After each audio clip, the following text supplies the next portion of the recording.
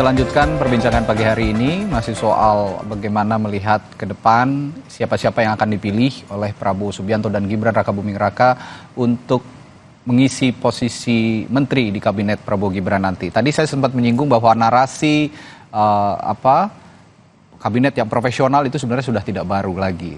Di rezim sebelumnya pada saat Presiden Joko Widodo sempat menyebut juga bahwa narasi kabinet profesional atau tidak didominasi parpol ini juga muncul pada saat itu dan sekarang juga terulang melalui narasi zakon kabinet. Tapi yang tadi dikatakan bahwa zakon kabinet itu tidak terpaku pada kalangan profesional non parpol. Parpol juga banyak yang hebat, banyak yang profesional sehingga perlu dibidik, perlu dipertimbangkan untuk masuk dalam posisi kabinet. Tapi yang ingin saya tanyakan, mengapa narasi ini selalu muncul pada saat pergantian rezim, Mas Burhan? Iya, karena secara normatif ya, istilah zakon kabinet atau kabinet ahli atau kabinet profesional itu secara normatif positif di mata publik. Oke, membangun citra dulu ya. Tahu kalau kita lihat dari data-data survei, trust terhadap partai politik kan masih rendah. Ya. The most dislike institution ya partai politik. Jadi itu yang kemudian membuat ya istilah zakon kabinet yang diasosiasikan seolah-olah berasal dari luar partai itu selalu dimunculkan sebagai gimmick ya oleh siapapun yang diberi mandat sebagai presiden. Dan menurut saya tidak bisa selamanya disalahkan kepada publik ya. Karena kalau kita lihat dari data, jadi saya setuju dengan Mas Dhanil bahwa kabinet profesional bisa datang dari partai, bisa juga datang dari luar partai. Tetapi kalau kita lihat dari data, zaman Pak Jokowi ada 6 menteri yang tersangkut kasus korupsi, 6-6-nya dari partai politik. Kemudian zaman Pak SBY dari 6 menteri yang secara ingkrah terbukti kasus korupsi, 5 dari partai politik, 1 dari non partai politik. Jadi dari sisi ini sebenarnya wajar kalau kemudian publik menyaksikan apakah menteri yang berasal dari partai politik itu bisa sepenuhnya loyal dan mengabdi kepada negara. Karena godaannya kan besar. Bukan menterinya yang menjadi representasi partai di kabinet, tetapi yang paling utama adalah sistemnya. Yang buat menteri tadi seperti berhutang budi kepada partai politik yang menyodorkan namanya. Hutang budi itu seolah-olah harus dibalas dengan patronase untuk menghidupi operasional partai politik yang mahal. Itu yang kemudian membuat mereka berada di tubir jurang dan beberapa di antaranya tersangkut kasus korupsi kan begitu. Ini mungkin dikontraskan dengan menteri non partai yang dianggap tidak punya beban tambahan untuk berbaik budi kepada partai politik yang menyodorkan mereka. Dan ini yang mungkin menjelaskan mengapa menteri yang berasal dari kalangan non partai itu sedikit sekali yang terkena kasus korupsi. Jadi poin saya, ini persepsi yang tidak bisa disalahkan sepenuhnya kepada publik. Dan saya percaya memang ada faktor institusi yang membuat menteri dari partai politik itu lebih rentan tersangkut kasus korupsi. Bagaimana Anda menjawab hal ini, Bung Dhanil? Iya, ketika muncul istilah atau komitmen saya sebutnya begitu terkait dengan zakon kabinet itu hal yang wajar ya, karena memang itu adalah harapan dan komitmen yang ingin dilakukan oleh setiap pemerintahan. Apalagi pada saat ini Pak Prabowo ingin memastikan agenda-agenda pembangunan 5 tahun ke depan itu akan jauh lebih baik sesuai dengan yang menjadi janji politik beliau. Itu pertama. Kemudian yang kedua,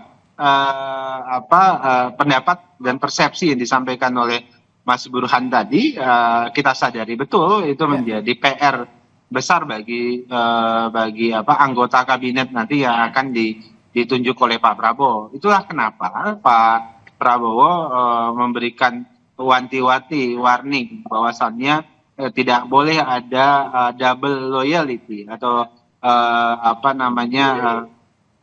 istilahnya standar ganda terkait dengan kerja-kerja di pemerintahan, kerja-kerja di kabinet. Bahkan beberapa pihak menyebut istilahnya jangan sampai ada subversif di belakang presiden. Dalam konteksnya loyalitas tidak sepenuhnya dengan presiden atau dengan pemerintahan yang dipimpin oleh Presiden Pak Prabowo nanti, tapi ada loyalitas lain, ya misalnya ke ketua umum partai dan sebagainya. Nah, ketika masuk kabinet harus dipastikan semuanya bekerja untuk kepentingan pemerintahan Pak Prabowo, untuk kepentingan rakyat. Itu menjadi bagian penting untuk menghindari potensi-potensi tadi kasus korupsi dan sebagainya. Jadi sejak awal Pak Prabowo sudah memberikan peringatan, warning kepada anggota kabinet yang akan masuk di kabinet beliau. Itulah kenapa dua syarat ini, dua kriteria ini sering diulang, yaitu integritas dan kompetensi. Dan hampir di beberapa pidato-pidato belakangan Pak Prabowo selalu menyampaikan pentingnya perlawanan terhadap korupsi, kemudian belakangan juga Pak Prabowo menyebut perlawanan terhadap narkoba dan sebagainya. Oke, lalu bagaimana seorang Prabowo Subianto memastikan loyalitas itu tadi? Karena ditekankan berkali-kali oleh Bung Daniel, yang penting adalah loyalitas kepada bangsa dan negara, termasuk kepada Pak Prabowo Subianto untuk sama-sama membangun bangsa. Bagaimana Pak Prabowo memastikan loyalitas kepada kader-kader partai itu yang juga nanti akan masuk dalam kabinet? Nah, itu dia proses seleksi yang sedang dilakukan oleh Pak Prabowo. Track record seseorang itu akan terlihat apakah dia punya komitmen untuk tetap loyal kepada kepada satu orang atau dua orang dan sebagainya. Itu bisa dinilai dari track record-nya selama ini. Bagi mereka-mereka yang sudah kenal baik dengan Pak Prabowo dan bekerja sama dengan Pak Prabowo, tentu paham betul bahwasannya nilai loyalitas, saya menggunakan istilah loyal ke atas dan loyal ke bawah, itu selalu menjadi salah satu nilai yang diusung Pak Prabowo. Maka ketika sudah bekerja bersama dengan Pak Prabowo, membantu Pak Prabowo, konsekuensinya loyalitas itu menjadi bagian yang paling penting. Istilah kami di lingkaran Pak Prabowo atau di Partai Gerindra, loyalitas itu poin pertama. Kalau loyalitas itu nol, maka dia menjadi pengali. Jadi Anda mau sepintar, secerdas, sehebat apapun, kalau kemudian loyalitasnya nol, maka dia akan jadi pengali dan artinya semuanya jadi nol. Oke, kalau begitu saya tambahkan memastikannya dengan faktor ketegasan pemimpin juga. Seorang Prabowo Subianto saya yakin akan tegas. Jika memang tidak loyal, ya silakan out, begitu kira-kira ya, Bung Daniel? Oh iya, Pak Prabowo akan selalu bilang begitu. Anda tidak ingin bekerja bersama saya, komitmennya sesuai dengan visi misi saya, Anda silakan out. Itu yang selalu disampaikan oleh Pak Prabowo. Dan Pak Prabowo terkait dengan itu tidak ada kompromi. Anda tidak patuh, Anda disobey begitu, maka Anda silakan out dari tim kerja saya. Oke. Nah, ada satu faktor lagi yang harus diperhatikan selain partai politik kalau di kabinet Presiden Jokowi sebelumnya. Ada fenomena keterlibatan relawan di sana yang juga menjadi unsur pengali tadi, unsur pengali untuk mengisi posisi-posisi politis yang ada di negara ini.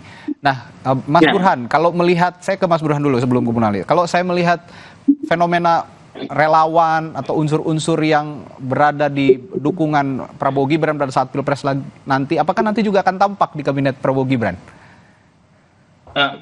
Sebelum jawab itu ya, saya ingin melihat secara umum dulu ya, garis besarnya. Pertama dari sisi positifnya, Pak Prabowo punya waktu yang cukup. Pilih bulan Februari, dilantik bulan Oktober. Jadi waktu yang sangat cukup untuk melakukan proses fitting. Dan banyak hal yang harus dikalkulasi, termasuk urusan power sharing, termasuk urusan meritokrasi, dan lain sebagainya. Yang kedua, yang saya kira juga sisi positif Pak Prabowo adalah ini proses transisi paling smooth sepanjang kita punya pengalaman pergantian presiden. Banding sebelumnya, itu antara presiden yang digantikan dengan presiden yang menggantikan biasanya tidak se-smooth sekarang. Coba lihat ke belakang ya, 2014, Pak Jokowi dengan Pak SBY, apalagi zaman Pak SBY dengan Ibu Mega, kemudian antara Gus Dur dengan Ibu Mega, antara Pak Soeharto dengan Pak Habibie, itu tidak smooth.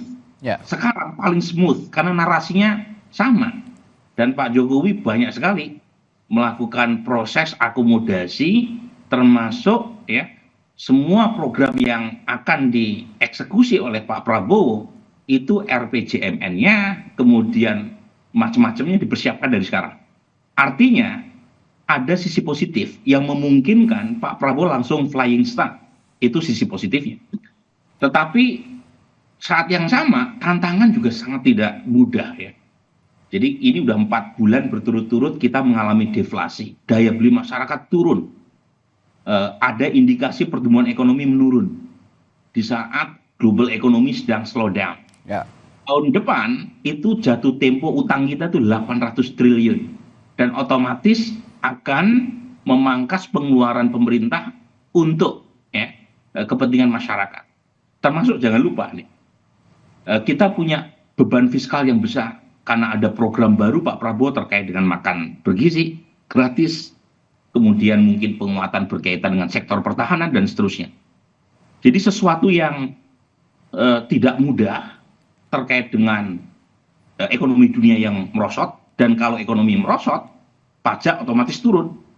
Agenda besar yang dipersiapkan mungkin akan terkendala oleh fiskal. Oke. Jadi plus minus ini itu seharusnya bisa memberi semacam insight buat Pak Prabowo untuk memperkecil ya hal-hal yang berkaitan dengan balas budi politik, termasuk kerelawan gitu loh. Jadi namanya juga relawan, kan harusnya rela dong. Rela, nggak berharap apa-apa. Ada pamrih, berarti bukan relawan. Ya. Nah, poin-poin begini tuh harus betul-betul dipikirkan, karena kalau terlalu banyak pos kementerian yang diberikan atas nama balas budi politik di saat kita menghadapi situasi yang tidak mudah, saya khawatir ke depan tidak akan begitu positif buat pemerintahan Pak Prabowo. Apalagi kalau misalnya kinerja dari menteri entah yang berasal dari profesional, non partai, atau yang dari partai politik, atau yang dari relawan, itu kinerjanya buruk. Itu yang kena dampaknya bukan mereka, yang kena dampaknya Pak Prabowo. Ya, betul. Oke. Sebelum kejadian lebih baik dipikir matang dulu, terutama pos-pos kementerian yang didasarkan pada faktor tadi, namanya balas budi politik. Oke. Terakhir ke Bung Daniel, kalau begitu, mengapa saya tanyakan relawan tadi? Karena kita juga mendengar, publik juga mendengar begitu bahwa akan ada penambahan kursi menteri di perubahan peraturan soal kabinet ya, soal kementerian lembaga akan bertambah dari 34 katanya jadi 44. Saya konfirmasi dulu, benar begitu akan menjadi 44 kursi, Bung Daniel?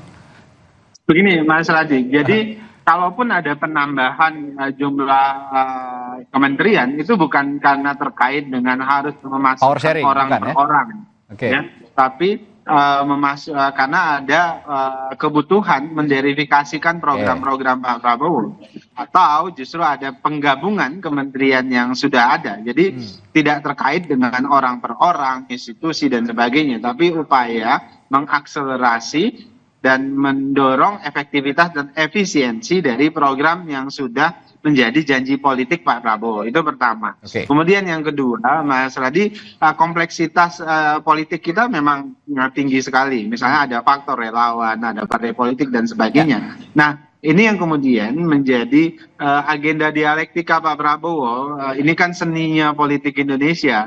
Artinya bagaimana agar pemerintahan beliau tetap efektif, semua visi misi dan program itu bisa berjalan dengan baik, namun kemudian di sisi lain politik kita harus tetap stabil, politik kita harus tetap demokratis, terjaga kualitasnya. Itu yang menjadi komitmen Pak Prabowo. Meminimalisasi resistensi juga penting untuk mengarungi pemerintahan 5 tahun ke depan. Betul. Jadi dialektika itulah yang sedang dibangun oleh Pak Prabowo.